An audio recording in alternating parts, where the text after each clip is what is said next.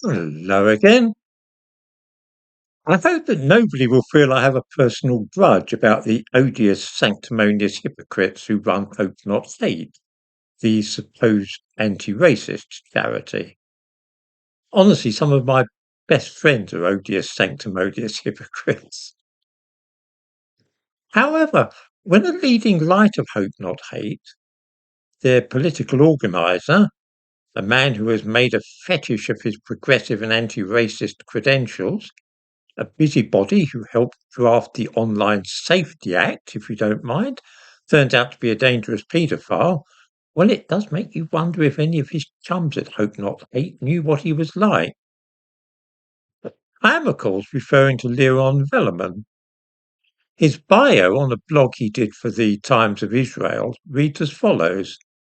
Liron Velleman is the Jewish Labour Movement policy officer and worked for Hope Not Hate as the political organiser.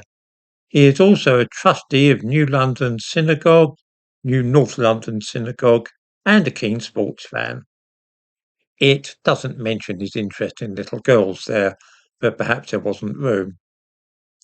He has pleaded guilty to trying to contact somebody he believed to be a 13-year-old girl and sent her indecent images while saying the most appalling things. He will be sentenced in the future. Remember when the Online Safety Act was being discussed, and anybody like me who questioned the wisdom of the thing was told that it was to protect kiddies and that only child molesters could object to such a far-sighted and wise piece of legislation? It now appears that at least one child molester was actually in the room devising the thing. And what of Hope Not Hate, of which Velleman was a political organiser? That organisation spent a lot of time arranging for people to use false names or to change their names by deed polls to get passports in some other name, that kind of thing. Does this not strike anybody as a strange way for honest men to carry on?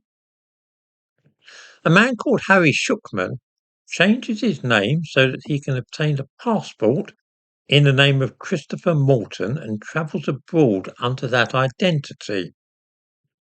This Harry Shookman is a researcher for Hope Not Hate, of course. Once he's finished, he goes back to using his own name. He was doing this in 2024.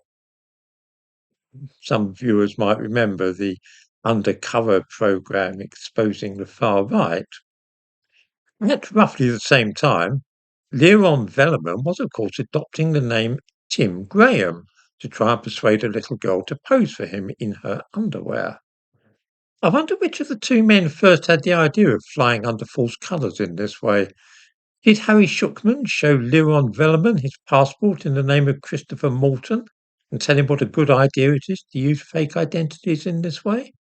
Or had Liron Velleman given him the idea by telling him about creating email accounts in different names?